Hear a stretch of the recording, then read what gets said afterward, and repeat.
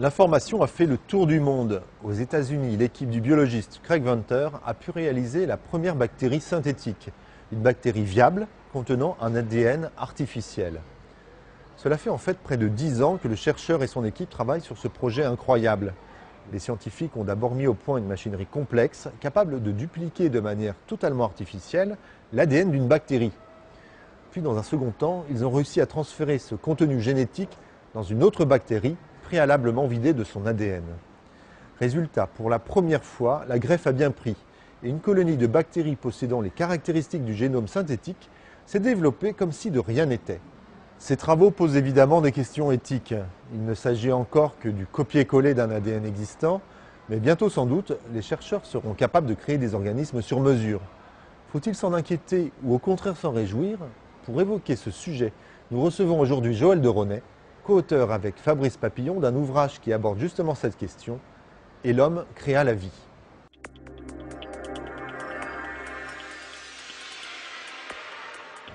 Joël de Ronet, bonjour. Bonjour. Craig Venter a-t-il réussi à recréer la vie? Moi, je ne suis pas du tout d'accord avec ce qu'il a déclaré dans toutes les télévisions du monde entier. Il n'a pas recréé la vie, il a simplement copié-collé un gène ou des gènes qu'il a fabriqués à la machine synthétique dans un autre organisme vivant.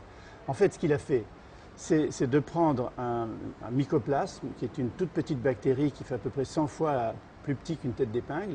Il a enlevé sa banque de gènes, son génome, à peu près un peu moins de 500 gènes, c'est-à-dire presque 1 million de paires de bases.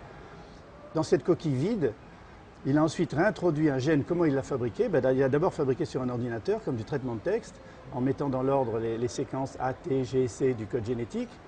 Et ensuite, il a cette information numérique, comme pour une imprimante, a été transmise à une machine automatique à synthétiser les gènes, qui a fabriqué et ensuite rabooté le grand gène, le grand ADN, un vrai ADN, qu'on a pu introduire dans la bactérie, qui, alors ça c'est le tour de force quand même, elle s'est mise à retransformer l'énergie extérieure dans sa propre énergie, elle s'est mise à se reproduire, et en fait c'est dans l'histoire du monde la première fois qu'un être vivant n'a pas d'ancêtre. Et c'est la première fois qu'un être vivant a pour père un ordinateur. Alors ça c'est quand même assez extraordinaire, même s'il n'a fait que du copier-coller. Alors qu'est-ce que ça signifierait, créer la vie justement? Créer la vie, ça voudrait dire qu'on a assemblé un système capable de s'auto-reproduire, de transformer l'énergie, de s'auto-organiser à partir de produits chimiques inertes. Et là, on est sur la voie. Par exemple, je parle dans le livre de Steen Rasmussen à Los Alamos, qui a fabriqué des protocelles qui sont capables de se reproduire et par énergie solaire de se dupliquer. Mais ce n'est pas encore la totalité des fonctions du vivant. Il y a donc deux tactiques, si vous voulez. Il y a une tactique qui consiste à l'appeler descendante. On part, comme l'a fait Craig Venter, d'un micro-organisme vivant qu'on vide comme une coquille vide et ensuite on le remplit d'ingrédients et on le reprogramme avec de l'ADN fabriqué à la machine. Et une deuxième technique qui part du bas vers le haut, qui consiste à prendre des morceaux chimiques, à les assembler comme un Lego et à faire en sorte que le système soit capable de s'auto-reproduire. Et ça c'est pour quand? Quand est-ce qu'on va savoir on y est pratiquement déjà. Il y a des biohackers qui ont 25 ans, qui font un concours mondial qui s'appelle iGEM, dont je parle beaucoup dans le livre. Par exemple, Meredith Patterson, elle a fait à mon avis beaucoup mieux que Craig Venter. Elle a 25 ans, elle travaille le jour, le soir dans sa cuisine, elle bricole des bactéries. Elle en a bricolé une qui est vraiment très utile, c'est qu'elle a fabriqué par biologie de synthèse une bactérie qui permet de détecter, elle devient fluorescente quand elle détecte la mélanine.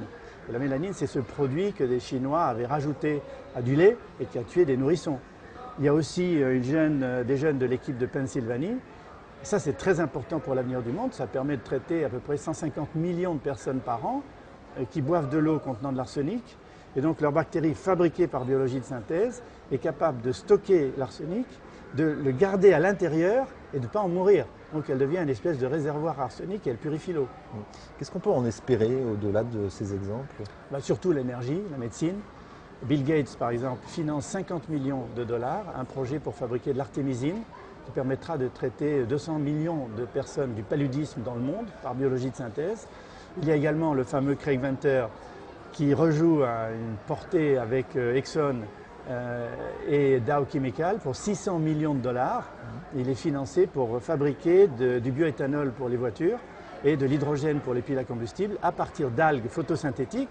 Et ces algues ont été traficotées par biologie de synthèse pour non seulement se reproduire beaucoup plus vite, mais aussi piéger le CO2, très extrêmement utile parce qu'elles séquestrent le CO2, et comme elles poussent dans l'eau de mer, elles peuvent aussi dessaler l'eau de mer. Donc vous voyez, on commence à aller assez loin. Mais vous semblez dire que finalement la technique va être assez accessible. Peut-être qu'il faut en craindre quelque chose. En fait, elle va devenir trop accessible. C'est plus facile et moins cher qu'on pensait. Donc je décris dans le livre 6 ou 7 scénarios catastrophes, allant du bioterrorisme à des bactéries qui s'échappent et qui arrivent à conquérir leur environnement. Donc c'est tout à fait possible et c'est pourquoi ça doit être contrôlé le plus rapidement possible, le mieux possible. Pas seulement un contrôle politique ou industriel, mais aussi un contrôle citoyen, d'où l'importance de l'information que nous faisons ici, à Universcience en général et dans les livres, pour que chacun se sente responsable et qu'il évite les dérapages et les dérives de cette nouvelle technologie qui va beaucoup plus loin que le génie génétique, les OGM, le clonage. Vous pensez que cette mobilisation doit se faire maintenant? Ah, c'est absolument nécessaire et c'est pourquoi je sortis ce livre avec Fabrice Papillon et qu'on en parle à Universcience. Et est-ce qu'il faut envisager un moratoire sur ce type d'expérience? Alors des scientifiques y pensent. Il y a eu le fameux moratoire d'Asilomar en 1975, quand les techniques de génie génétique sont sorties. Là, on pense qu'un moratoire qui bloquerait tout, ce serait trop fort. Mais par contre, édicter des règles extrêmement rigoureuses que les scientifiques et les industriels doivent suivre me paraît tout à fait opportun. De toute façon, ça paraît inévitable. C'est inévitable, il faut y aller, c'est l'avenir de la science, de la médecine, de l'énergie et de la connaissance. Joël de René, je vous remercie. Je rappelle que vous venez de publier en collaboration avec Fabrice Papillon un ouvrage consacré à ce sujet passionnant intitulé « Et l'homme créa la vie ».